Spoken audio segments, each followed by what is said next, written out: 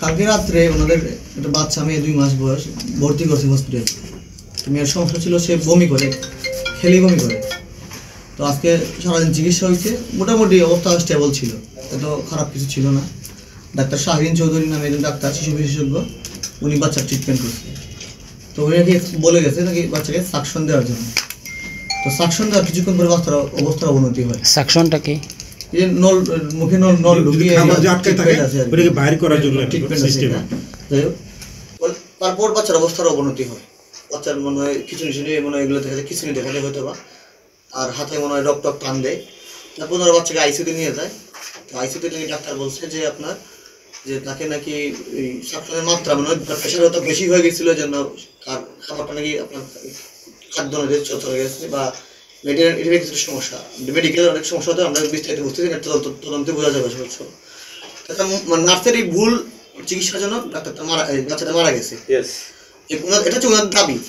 এখন যাই হোক যেহেতু মেডিকেল বিষয়, আমরা বাহ্যিক চোখে অনেক কিছু দেখতে পারি, এটা মেডিকেলে অনেক কিছু তদন্তের বিষয় আছে। ওনারা বলছে বিশেষজ্ঞ ডাক্তার দ্বারা এটা তদন্ত হবে, তদন্ত হওয়ার পর তদন্তের রিপোর্টের ভিত্তিতে পরবর্তী আইনগত ব্যবস্থা নেওয়া হবে। আমাদের ঊর্ধ্বতন কর্তৃপক্ষ আছেন, ওনারা এগুলো দেখবেন, খবর নেবেন। ওনারা যাবে বললেন শেষ পর্যন্ত, প্লাস মামলার অভিযোগ যারা করতেছেন মেয়ের পরিবার, ওনাদের সাথে আলোচনা করা হবে। তো এটা সবাই আলোচনা করে পরবর্তী ব্যবস্থা নেওয়া হবে আর কি। আপাতত যেটা ডিসিশন নেওয়া হয়েছে, ওনার পক্ষ থেকে ওনার একটা টিম গঠন করবে, মেডিকেল টিম। যে সরকারি পরিচালক এখানে, এর নামটা হচ্ছে কি জানো, মোহাম্মদ মুসা।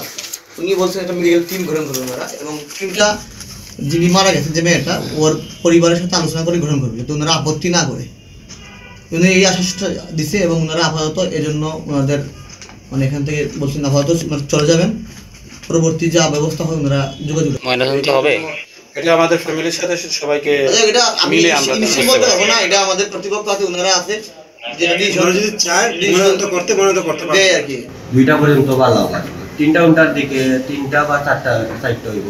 আইতো ডাক্তার আইয়া দেখো, দেখিয়া কইলা কিছু না খাওয়াইছি, একবার গুলো করছে না, করার বাটাইছে হালি উৎকার বা দেওয়া খারাপ পর্যন্ত খারাপ হয়ে যারা রাতকে বইয়া গেছে খারাপ হয়ে যারা দিল যারা দিয়েছি ঠিক হয়ে গেছে আলু উৎকার ভাব বাজাইছেন ম্যাডাম আইয়া হয়ে রাতে কখন খাওয়া প্রায় টাইম দেখতে উঠা খালায় দুধ খাওয়াইছেন খাওয়ানি বাদে বমি করছে করা বাদে টাইম দেখছেন দেখতে উঠা হয়ে রাতে ঘুমিয়ে গই খাওয়ানি দুটা একটা চালানো কথা বলছি বললাম যাচ্ছা হয়ে আমি তুলে লইছি মাথায় জুতাইছি মাথায় আবার টাইম হয়েছে সর্দি আর কি না ওর মাঝে হয়ে যাচ্ছে সর্দি যখন ওটা ওয়াশ করে যাচ্ছে ওয়াশ বয়ে যে টান্ড করেছে টাইম গিয়ে আনছে নাচতে আইয়া দেখতে দেখিয়া মেশিনে টানতে লাগতে হলো আমি না লাগাইয়া 5টা আড়াইটের ভিতরে হারাইয়া ওয়াশ করিয়া গেছে বাদে কোনো লইছি তাই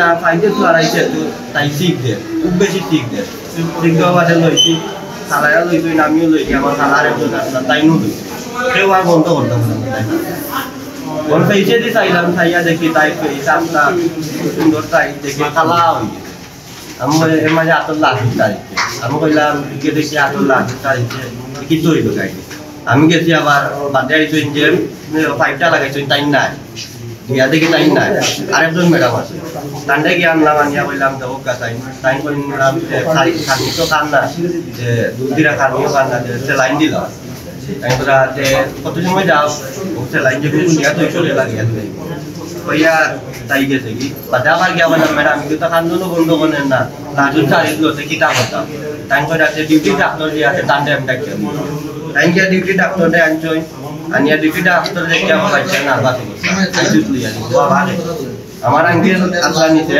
আমি আসলাম আমি বললাম কিতা করতাম এটা আলোচিত বললাম যে তাতে ওয়ালা গেল ইয়া যাও আমি আসি ভাইয়া ওয়ার্ড বয় যে আসলা তারা দুইজন আমি আমার খালা লই যাইছি আইছি তানিয়া বলতে করছি হারাইয়া হারাইয়া খবর ফটো বাদে তাকে নিতে বাবাকে বললাম বাবা তো নাই আমার খালা তো খালা থেকে আপনি টাইম মারছেন না বাদে আমার আঙ্কেল আইছে ভাই একটু আসতে পারেন না ভাইয়া প্লিজ ডাক্তার ডিউটি ডাক্তারে যে দেখা আইছে টাইমে তো নেওয়া বাদে কইরা যে 5টা ঢুকাইছে 5টা গিয়া তাই যে হাইড্রোনালি আছে হাইড্রোনালি দিয়া এটা করার কারণে শ্বাসটা উপরে দিও নিতে পারে না তলে দিও নিতে পারে না যে আমরা যেগুলো ট্রিটমেন্ট আছে আমরা ট্রিটমেন্ট দেখলাম আপনার একটু বাড়া যাবে তো এখানটা ভাড়া দিলেই তো আমরা ভাড়া বই যাচ্ছি তো বাদে পারে গেছি গিয়ে দেখিয়ে আইছি না ট্রিটমেন্ট করেও শুক্রবার দিন বাচ্চা হয়েছে সবসময় বাদে আমি নিচে গেছি নিচ থেকে আইতে উপরে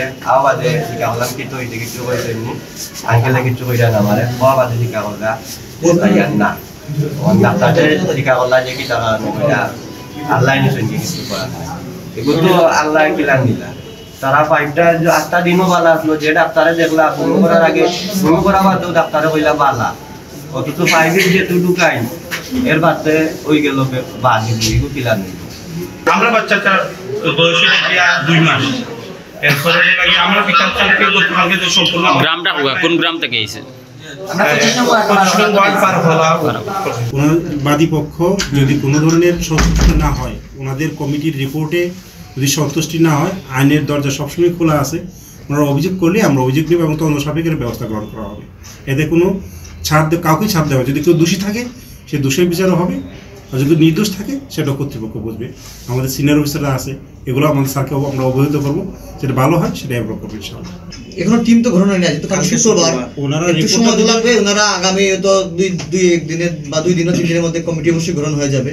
শুক্রবার তো যেহেতু অনেক সবাই ব্যস্ত, ডাক্তাররা ব্যস্ত থাকেন, তারপরে কার্যক্রম নেক্সট উইকের মধ্যে একটা ফলাফল আসবে আশা করছি। এখন বিষয় হচ্ছে গতকালকে রাত 12টায় আমাদের একজন রোগী, ওনারা হচ্ছে ডাক্তার শাহরিন চৌধুরী ম্যাডামের আন্ডারে ভর্তি হন। তো ওনাদের রোগীর অভিযোগ হচ্ছে যে দুপুর দিকে সাকশন দেওয়া হয়েছে, সাকশন দেওয়ার পর বাচ্চার অবস্থার অবনতি হয়েছে। এখন আবার আমাদের চিকিৎসকদেরও ওনাদেরও এক পক্ষ থেকে একটা এক্সপ্লেনেশন আছে, আমাদের ডিউটি ডক্টর তারা বলছেন যে হচ্ছে বাচ্চাকে খাওয়ানো হয়েছে, খাওয়ানো থেকেও বাচ্চা অনেক সময় খারাপ থাকেন। তো বাচ্চা গতকালকে বমি নিয়ে ভর্তি হয়েছেন। এখন আমাদের দায়িত্ব হচ্ছে যে রোগীর অভিভাবকরা যে অভিযোগ করছেন এটার সত্যতা এবং এটার আসল ঘটনাটা উদ্ঘাটন করা। আর এই জন্য আমি ইতিমধ্যে আমাদের চেয়ারম্যান মহোদয় এবং ব্যবস্থাপনা পরিচালককেও অবহিত করেছি এবং আমাদের পুলিশ ফাঁড়ির ভাইরা এবং রোগীর আত্মীয় স্বজন এসেছেন, তারা জানিয়েছেন। এবং আমরা আশ্বস্ত করতে চাই যে আমাদের পক্ষ থেকে সর্বোচ্চ আন্তরিকতার সাথে একটি তদন্ত কমিটি গঠন করে দেওয়া হবে এবং ঘটনার রহস্য উদ্ঘাটনের সর্বোচ্চ চেষ্টা করা হবে।